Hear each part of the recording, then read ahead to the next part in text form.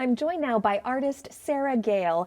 Sarah, thank you for coming to join me today. I am pumped to talk to you because one thing that you make very clear on your website and your social medias is that you are a self-taught artist. I am. And that fascinates me because your work is so beautiful.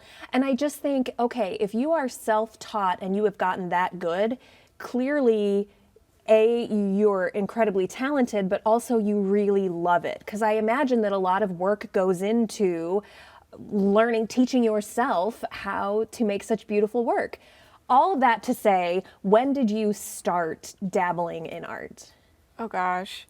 It's one of those things that it's always been with me since I was very young. It's just always come very naturally to me. It could just be a lot of different things of it could be like traditional art, but it could also be other ways of expressing myself creatively. So You always had a creative outlet. yes. And visual art was among that. Did you like to draw? Did you have a preference? Or was it just sort of anything and everything? A lot of drawing, and then it formed into maybe expressing myself fashionably and going through different fun little phases. Yeah. And then it turned into painting, and then learning to do more of other types of arts like graphic arts, and then currently I'm doing some wood burning as well. Yeah. So again, I was looking through your social media and your website, and it's like every medium, but all so uniquely you. So what do you describe your aesthetic as? Oh man, it's a lot of different things. Basically, I would just call my art style, or just me in general, is like an emotional journey. I would contribute a lot of the different types of art and art styles or colors with emotion. I would also say it's very expressional, so I would consider myself kind of an expressionist, surrealist artist. Moody, curious, I want to explore, colorful. It's a lot of different things. Yeah. What was the impetus for first picking up a paintbrush? You had been drawing and then you decided to dabble with paint, or how did that work? It's kind of funny. I'd always kind of rejected a little bit the idea of wanting to learn how to paint, because I was like, I'm good at drawing. That's what I'm going to stick with. I think that is a very normal thought process. But I'd always been very fascinated with the old masters, and so at some point I was like, you know what, I'm very interested in this. I should, as an artist, explore into that medium.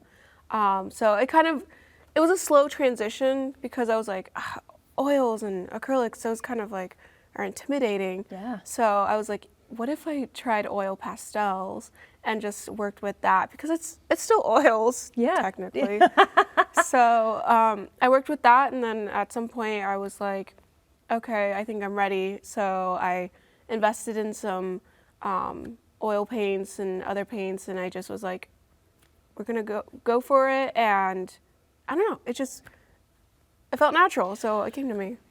It felt natural. That's the wild part to me, that it was just like, oh, okay. So at that point, what does self-taught mean to you? Are you just going with whatever your instinct tells you? Are you looking on the internet and watching YouTube videos? Are you hanging out with other artists?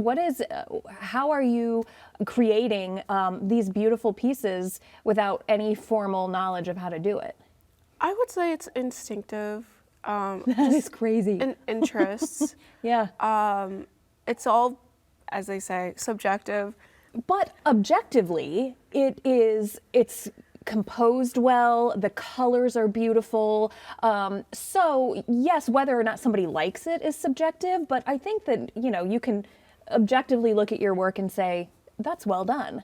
So was that just trial and error? Was it a learning curve, or were you pretty good at it right away? It's all trial and error. I wasn't I didn't come out amazing at art or anything. It's anything that you spend hours and hours on, and something that you're thinking about and surrounding yourself with, and also influence of the people that you surround yourself with, definitely a big factor. When you start a piece, do you sketch first and then paint, or how do you go about the actual process? Usually it's a free-for-all. I just go in and dive in, but if I'm really trying to be a little more serious about it, not saying that I'm not serious about it, Sure. then I will do drafts. So let me in on your thought process, if you can. When you start a piece, a portrait, for example, how are you thinking about it? Are you thinking about that face in terms of shapes? Are you thinking about light and dark, shadows? What goes on in your brain before you actually get to work? Usually it's just an idea. So for example, one of my pieces that I've done, it's called Controlled Chaos. Wish I had an example of it. I'm sure they'll edit one in. Yeah.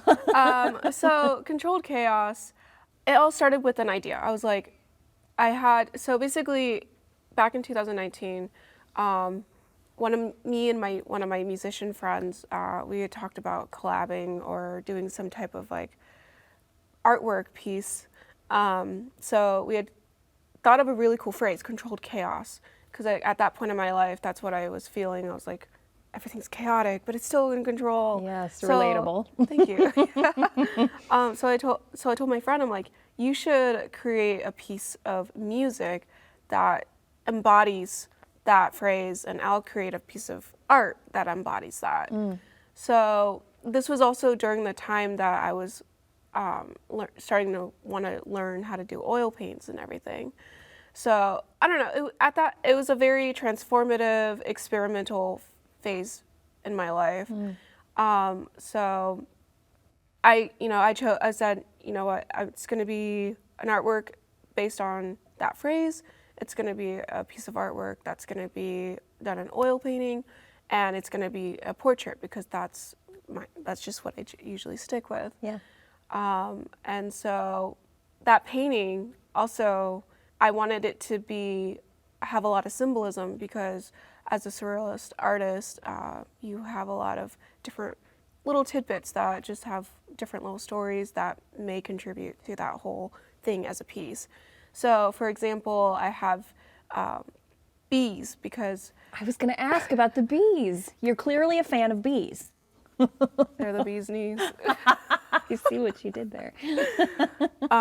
So they're cute but chaotic. So it's Yeah. controlled. Or on one of the sides, there's like a string of just different colors and shapes and all different forms, and that's still chaotic, but it's controlled because it's going on one side. There's I'm also very inspired by Salvador Dali. So if you look at the portrait, she's got these drawers coming out of her neck, and Salvador Dali has these really amazing figure paintings that have drawers coming out. So I was influenced by that.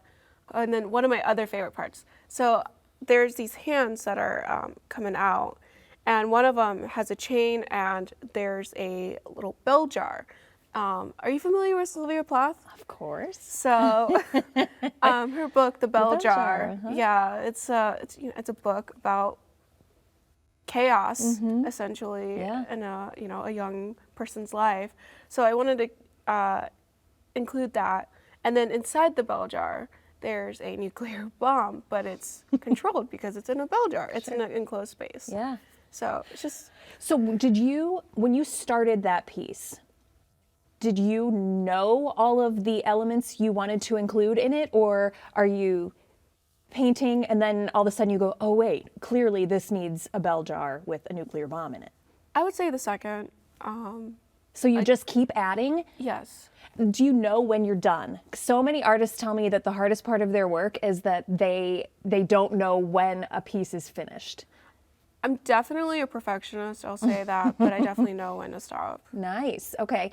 So we covered the bees. There's another painting you did that I thought was so great. The girl with the fishbowl earring, Yeah. which is so fun. Like, what inspired that? I was just, it was one of those things where I was like, I'm gonna start a painting. I didn't really have that idea, but just with the way her face was shaped, and there was some like white space that I wanted to do something funky with an earring, and then I was like, what if it was like a fishbowl? And then I was like, you know what? A girl with like the pearl earring, Sure. and a girl with the fishbowl earring. So that's just where it came from. I love it.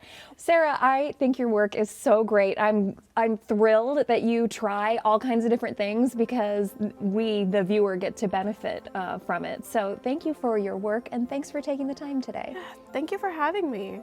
It's been an honor.